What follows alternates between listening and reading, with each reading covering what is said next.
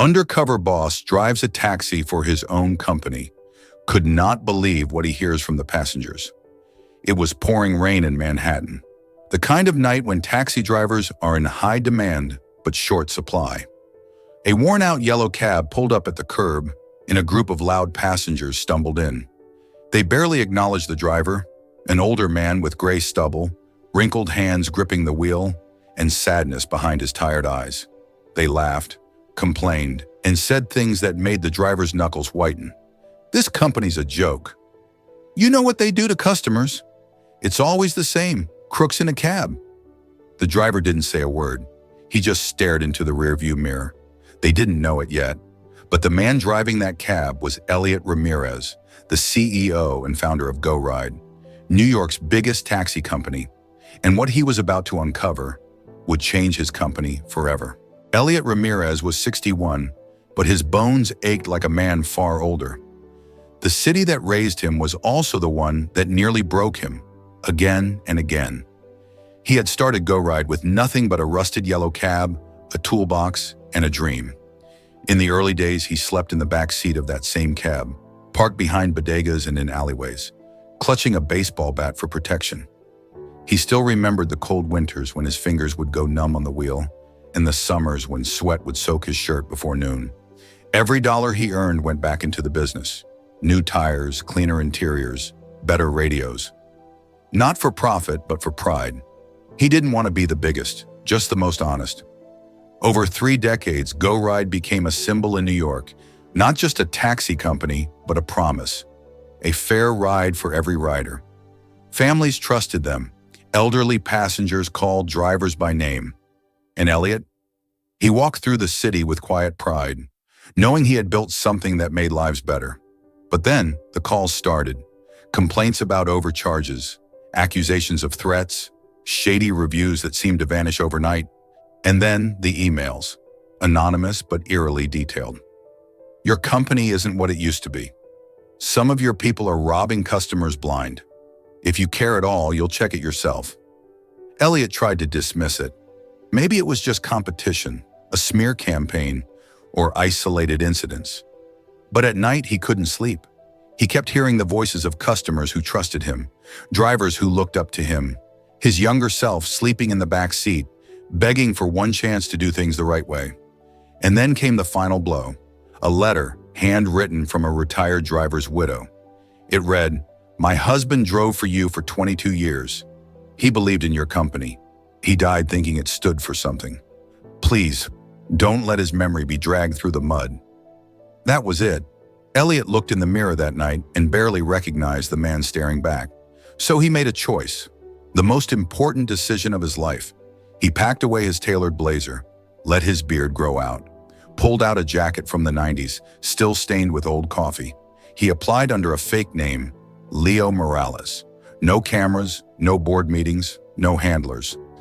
Just him, his hands on the wheel, and the streets that had once been home. He didn't want spin. He didn't want reports. He wanted the truth. And whatever it cost him, he was ready to pay it. Driving through the city as an ordinary cabbie, Elliot Ramirez, now Leo Morales, quickly realized how different the world looked when you were seen as just another old man behind the wheel. No CEO title, no handshakes, no respect. Just worn hands on a steering wheel and silence from the back seat. People didn't see him. They saw through him. A Wall Street executive in a $1,000 suit flung his fare onto the passenger seat without a glance. The bills fluttered to the floor like trash. "Keep the change," the man muttered, as if Elliot were lucky to breathe his recycled air. Later, a young couple climbed into his cab laughing. The woman nudged the man, whispering loud enough for Elliot to hear. "His accent's so thick, I doubt he even knows where we're going." "Probably doesn't have papers," the man chuckled. "Hope we don't end up in Jersey." Elliot's hands tightened on the wheel, not in anger, but grief. This wasn't the New York he knew, and this wasn't the GoRide he had built. But the worst part wasn't the passengers, it was his own people. At the depot, he was invisible. No one made room for him. No one asked his name. "Hey, rookie!" a heavy-set driver shouted. "Park in the back lot.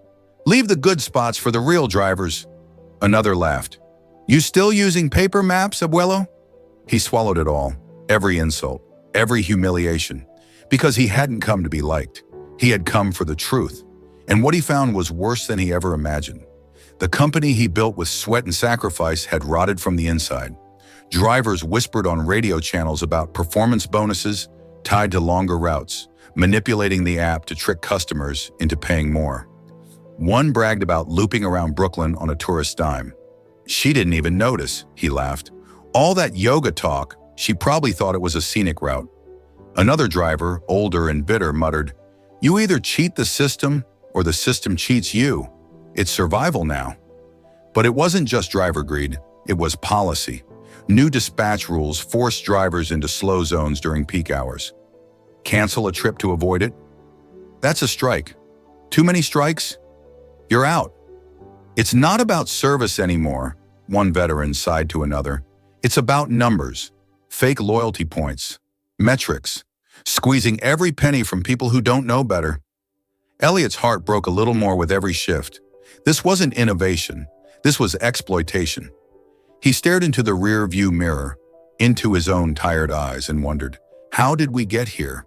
Because this wasn't Go Ride, not the one he bled to build.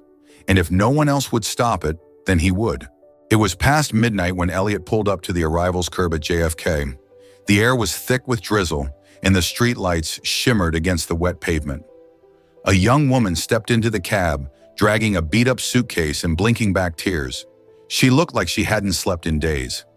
"I just want to get home," she whispered, her voice barely audible over the sound of the rain. Elliot nodded, adjusting the rearview mirror, saying nothing. Her silence was heavy, but familiar. Grief had a sound. He knew it well. They drove for nearly 10 minutes before she spoke again, her words fragile. "I just buried my dad," she said, swallowing the lump in her throat. "Flew back here alone to clean out his apartment.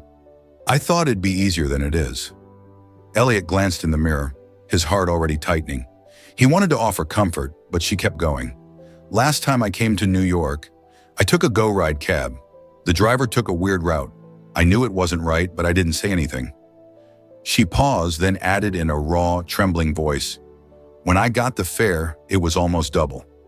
I questioned him, and he snapped. Said if I didn't pay, he'd pull over and leave me on the highway at night.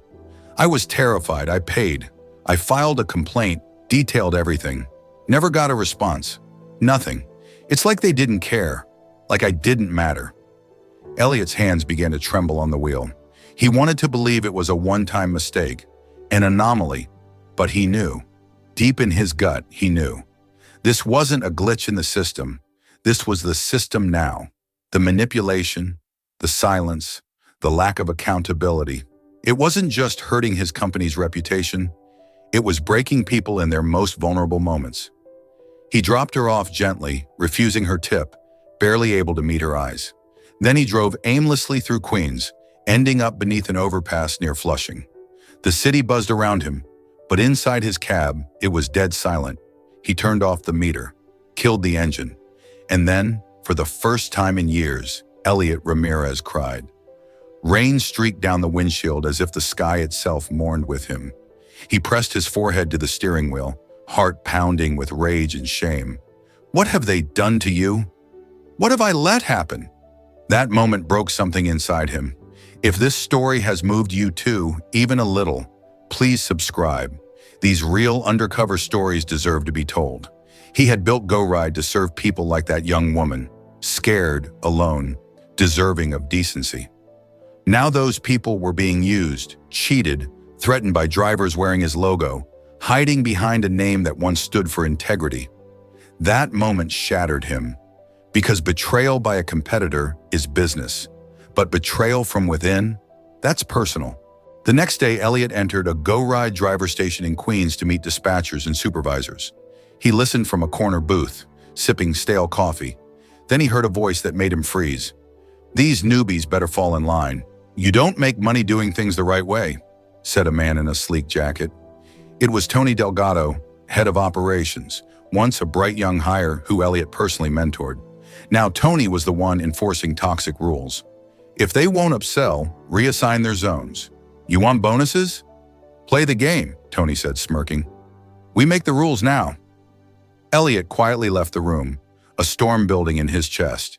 He had heard enough. 3 days later, every GoRide employee from dispatchers to executives was summoned to the Brooklyn headquarters for an urgent compliance briefing. The room was packed. Faces looked annoyed, confused, curious. The lights dimmed. A massive screen flickered to life. Dashcam footage played. At first, scattered murmurs, then silence. Clip after clip rolled. A driver threatening to leave a woman on the highway. Dispatch rerouting safe rides to longer, more expensive paths. Laughter as a dispatcher celebrated a 90-year-old getting overbilled. And then, Tony Delgado, clearly heard saying, "If you care about customers, you're in the wrong company." Gasps, eyes widened, chairs shifted. Then the lights came up, and from behind the curtain walked Elliot Ramirez. Not in a faded jacket, not in disguise, but in a sharp black suit, hair combed, beard shaved. His eyes burned, not with anger, but with heartbreak. The room froze. He stood for a moment at the podium, scanning the faces, some filled with guilt, others with shame, and a few with rising panic. 33 years ago, he began slowly. I started GoRide with one beat-up car and a promise to my mother. Treat every rider like family. His voice trembled, but he didn't flinch.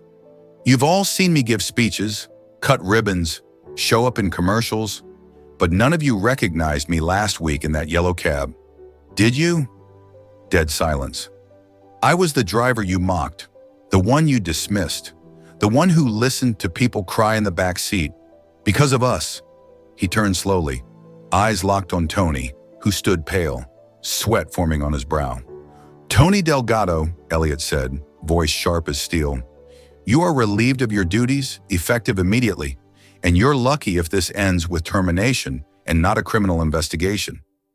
Tony opened his mouth to protest, but 2 uniformed security guards were already approaching. The staff parted like waves. You lied to our team. You twisted my company's values. You taught our people that money mattered more than human beings. Tony didn't speak.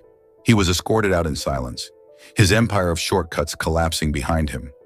Elliot turned back to the room, his voice calmer now, but no less commanding.